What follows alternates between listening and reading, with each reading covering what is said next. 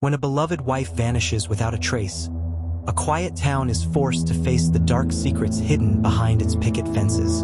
Emily Harper was the kind of woman people in Fairhill, Oregon didn't forget. At 34, she was warm, kind, and involved in nearly every corner of the town's life, from volunteering at the local library to hosting holiday bake-offs. She and her husband, Daniel Harper, had been married for almost 9 years.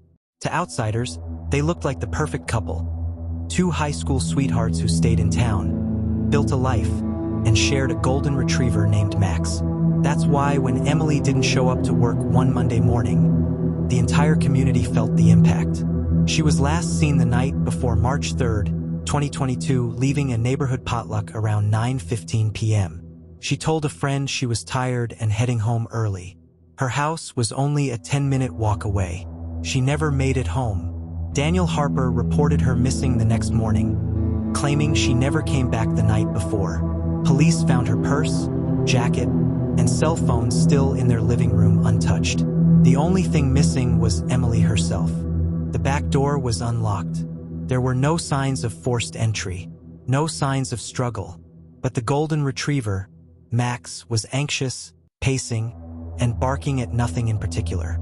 At first, police treated it as a likely kidnapping. A woman vanishes within walking distance of home. It had all the markings of an abduction. Volunteers organized search parties. Flyers were posted everywhere. Emily's photo smiling in a sunflower dress became a local symbol of urgency and fear. But something about Daniel Harper's demeanor troubled investigators.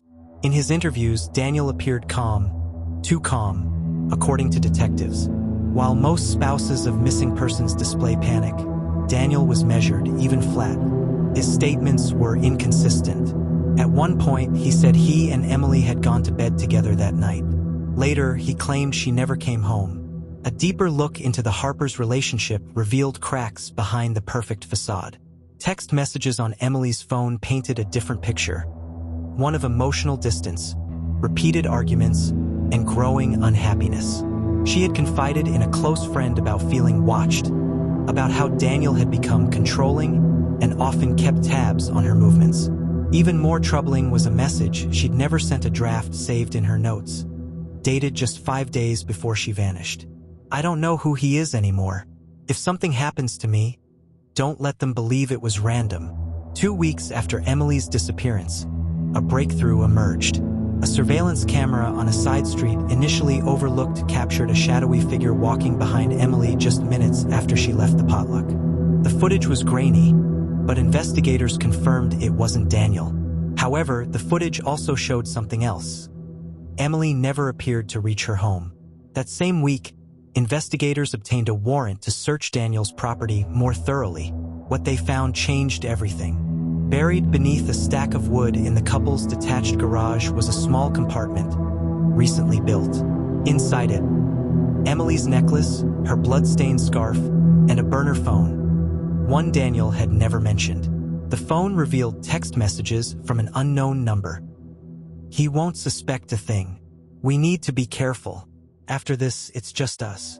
The phone number was traced back to a name that stunned investigators: Laura Kingston, Emily's longtime best friend, and someone Daniel had publicly leaned on for support during the search.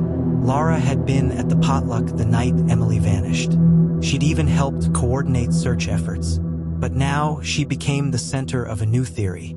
A forensic sweep of Lara's home uncovered traces of Emily's blood beneath a hastily cleaned rug. When questioned, Lara broke not in guilt, but in panic. According to her confession, Daniel and Lara had been involved in a secret affair for nearly 6 months.